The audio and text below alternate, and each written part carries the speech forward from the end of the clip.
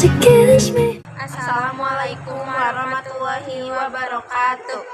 Di sini kami berdua akan menampilkan video tentang pengertian imperialisme dan kolonialisme.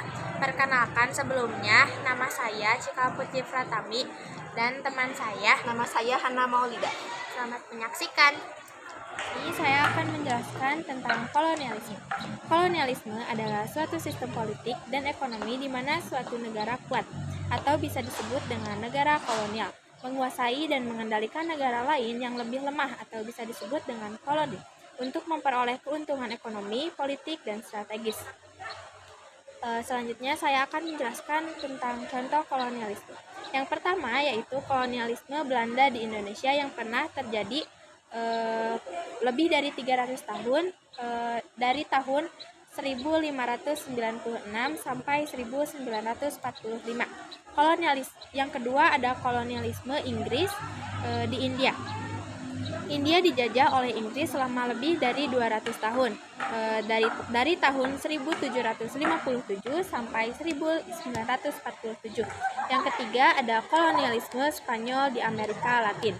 Banyak negara di Amerika Latin dijajah oleh Spanyol selama beberapa abad, dari abad 1492 abad ke-19. Yang keempat, kolonialisme Portugis di Brasil. Brasil dijajah oleh Portugis selama lebih dari 300 tahun, dari tahun 1500 sampai 1822.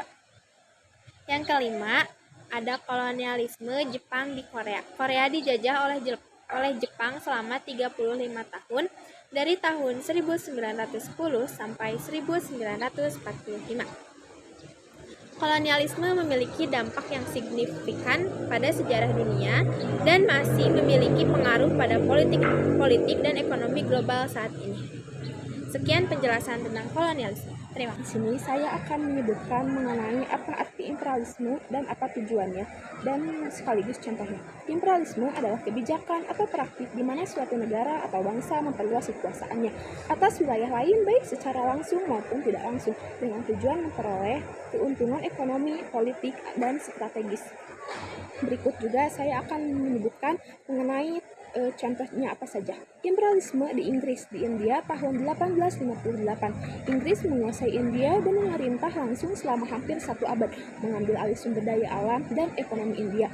Yang kedua, imperialisme Amerika Serikat di Filipina tahun 1898, menguasai Filipina secara langsung setelah Perang Spanyol-Amerika dan memerintah langsung selama beberapa dekade. Yang ketiga, imperialisme Jepang di Asia Timur tahun 1931.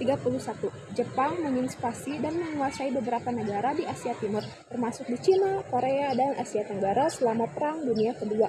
Imperialisme Eropa di Afrika tahun 1880. Negara-negara Eropa seperti Inggris, Prancis, Jerman, dan Belgia menguasai dan mengambil Afrika menjadi koloni-koloni, mengambil alih sumber daya alam dan ekonomi.